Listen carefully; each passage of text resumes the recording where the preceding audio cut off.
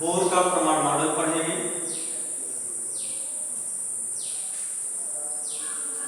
सन 1913 में Niels Bohr ने प्रमाण संरचना का क्वांटम यांत्रिकी मॉडल प्रस्तुत किया जो कि मैक्स प्लैंक के क्वांटम सिद्धांत पर आधारित है।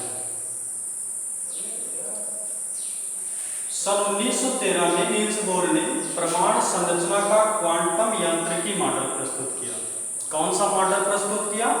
क्वांटम यांत्रिकी मॉडल प्रस्तुत किया जो कि मैक्स प्लैंक के क्वांटम सिद्धांत पर बेस्ड है, आधारित है। बोर के प्रमाण मॉडल के द्वारा हाइड्रोजन तथा हाइड्रोजन के समान वाले परमाणुओं के स्पेक्ट्रम की व्याख्या की जा सके।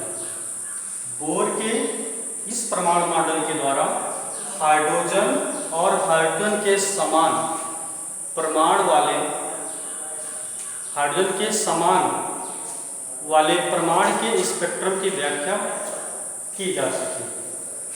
बोर ने प्रमाण संरचना की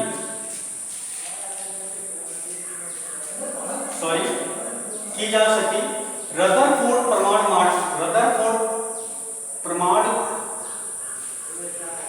रदरफोर्ड के प्रमाण नाभिकीय सिद्धांत को बोर ने क्या किया? रदरफोर्ड के प्रमाण नाभिकीय सिद्धांत को आधार मानकर प्रमाण संरचना ठीक है, मानकर प्रमाण संरचना की निम्नलिखित अवधारणाएं प्रस्तुत की। मैंने प्रमाण संरचना के बारे में बोर ने वो तमाम बातें बताई। किसे आधार मानकर? रदरफोर्ड के प्रमाण नाभिकीय सिद्धांत को आधार मानकर इन्होंने अपने प्रमाण मॉडल में रदरफोर्ड के प्रमाण नाभिकीय सिद्धांत और मैक्स प्लैंक के क्वांटम सिद्धांत दोनों को समाहित किया और फिर उसके कंक्लूजन के आधार पर, निष्कर्ष के आधार पर इन्होंने क्या किया? प्रमाण संरचना का क्वांटम यांत्रिकी मॉडल प्रस्तुत किया जिसकी प्रमुख अवधारणाएं क्या हैं? निम्नलिखित हैं। पहली इनकी अवधारणा क्या थी? जैसे कि रदरफोर्ड प्रमाण मॉडल में है कि प्रमाण में भिन्न प्रकार के दो भाग होते हैं। तो इस बात को बोर भी मानते हैं कि प्रमाण में भिन्न प्रकार के दो भाग होते हैं।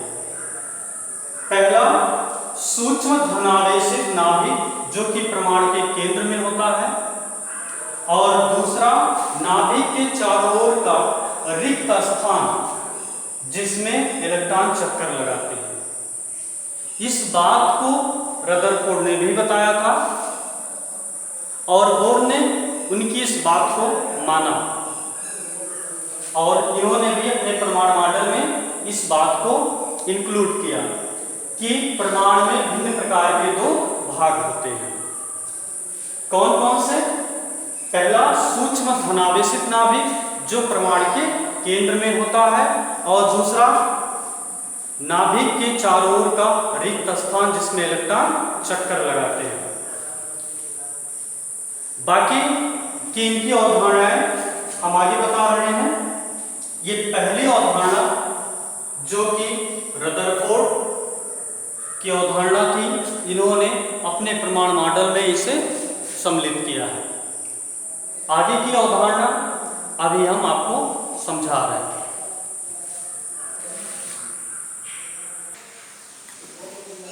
रदरफोर्ड प्रमाण मॉडल में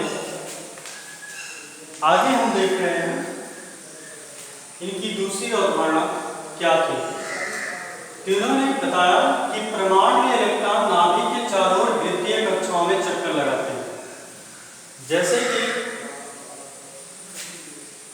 क्योंकि हम बोर का प्रमाण मॉडल पढ़ रहे हैं, तो बोर प्रमाण मॉडल में जो दूसरी अवधारणा थी वह थी कि प्रमाण में इलेक्ट्रॉन नाभिक के चारों ओर वृत्तीय कक्षाओं में चक्कर लगाते हैं।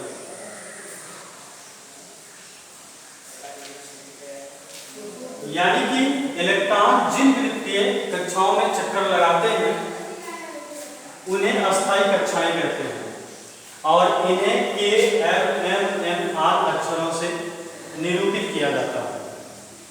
तो बोर की जो दूसरी अवधारणा थी, बोर प्रमाण मॉडल की दूसरी अवधारणा थी, वो इस तरह से थी कि प्रमाण में इलेक्ट्रॉन नाभिक के चारों ओर वृत्तीय कक्षाओं में चक्कर लगाते हैं और इलेक्ट्रॉन जिन वृत्तीय कक्षाओं में चक्कर लगाते हैं उन्हें अस्थायी कक्षाएं कहते हैं,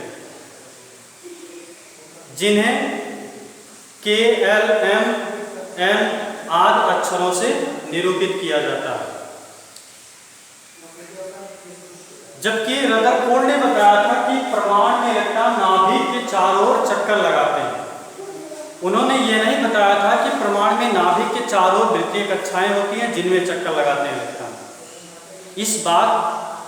इस तरह से रदरफोर्ड प्रमाण मॉडल में बोर ने कुछ संशोधन करके कहा कि प्रमाण में इलेक्ट्रॉन नाभिक के चारों ओर वृत्तीय कक्षाओं में चक्कर लगाते हैं और जिन वृत्तीय कक्षाओं में चक्कर लगाते हैं उन्हें अस्थायी कक्षाएं कहते हैं और इन अस्थायी कक्षाओं को K, L, M, N आदि अक्षरों से निरूपित किया जाता है। इसके बाद उन्होंने जो तीसरी अवधारणा दी अपने प्रमाण मॉडल की, उन्होंने कहा कि प्रमाण में नाभिक के चारों ओर अनेक वृत्तीय कक्षाएं होती हैं। बोर इस बात को रदरफोर्ड ने नहीं बताया, लेकिन बोर ने क्या किया कि उनके ही प्रमाण मॉडल को आधार मान करके और उनमें संशोधन करके अपने प्रमाण मॉडल को प्रस्तुत किया और उन्होंने तीसरी अवधारणा दी कि प्रमाण में नाभिक के चारों ओर अनेक वृत्तीय कक्षाएं होती हैं, किंतु इलेक्ट्रॉन उन सभी वृत्तीय कक्षाओं में चक्कर नहीं लगाते हैं। इलेक्ट्रॉन केवल उन्हीं कक्षाओं में चक्कर लगाते हैं जिनमें उनके कोणीय संवेग का मान h/2 पाई के पूर्ण गुणित होता है। कहने का मतलब है कि बोर के अनुसार इलेक्ट्रॉन केवल उन्हीं वृत्तीय कक्षाओं में चक्कर लगाते हैं जिनमें उसके कोणीय संवेग का मान h/2 पाई के पूर्ण गुणित होता है। ठीक है। उन्होंने कहा जब यम द्रव्यमान का इलेक्ट्रॉन r त्रिज्या के वृत्तीय पथ पर चक्कर लगाता है तो उसके कोणीय संवेग का मान h/2 पाई होता है।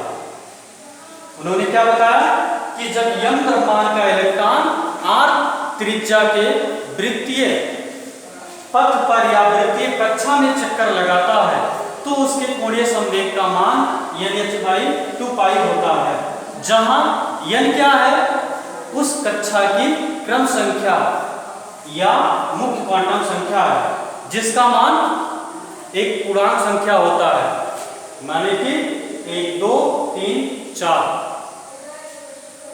तो ये बोर की अवधारणाएं थी, जिसमें दूसरी और ये तीसरी, इससे पहले हमने बताया था। तो हमने बोर की 3 अवधारणाएं आपको अभी तक बताया, क्योंकि बोर का प्रमाण मॉडल काफी बड़ा है, इसमें बहुत सारे टॉपिक हैं, बहुत सारी बिंदुएं हैं जानने के लिए, तो इसलिए हम एक एक करके आपको समझा रहे हैं। तो यहां तक आपको समझ में आ गया। अब हम इसमें आगे बढ़ते हैं।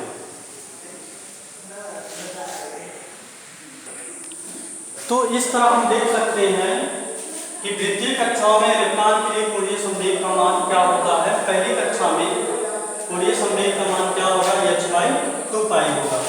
दूसरी कक्षा में जिसके लिए n का मान 2 होगा, कोणीय संवेग का मान क्या होगा, n की जगह पे 2 रखेंगे, 2h/2 पाई हल करेंगे तो h/π आ रहा है।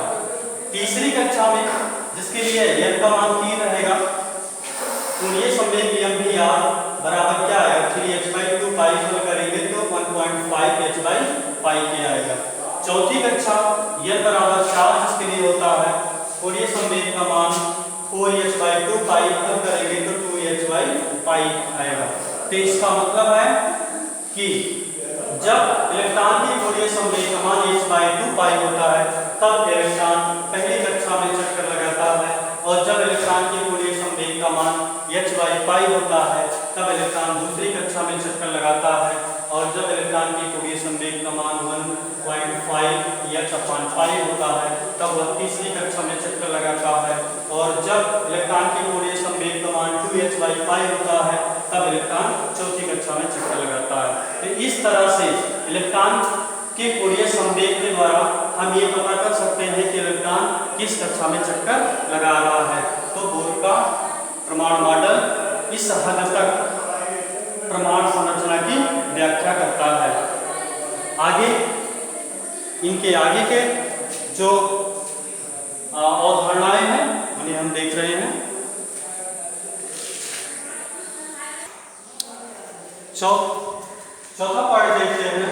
जब परमाणु को ऊर्जा दी जाती है तो परमाणु का इलेक्ट्रॉन ऊर्जा को ग्रहण करके यानी कि अवशोषित करके उच्च ऊर्जा वाली कक्षा में चला जाता है, और स्थायित्व प्राप्त करने के लिए पुनः इलेक्ट्रॉन निम्न ऊर्जा वाली कक्षा में लौट आता है।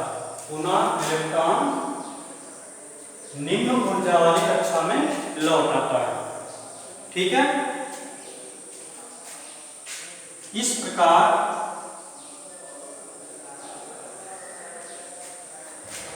ऊर्जा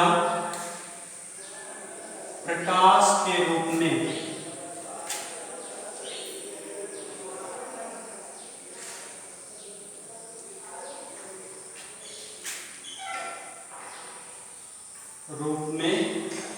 उत्सर्जित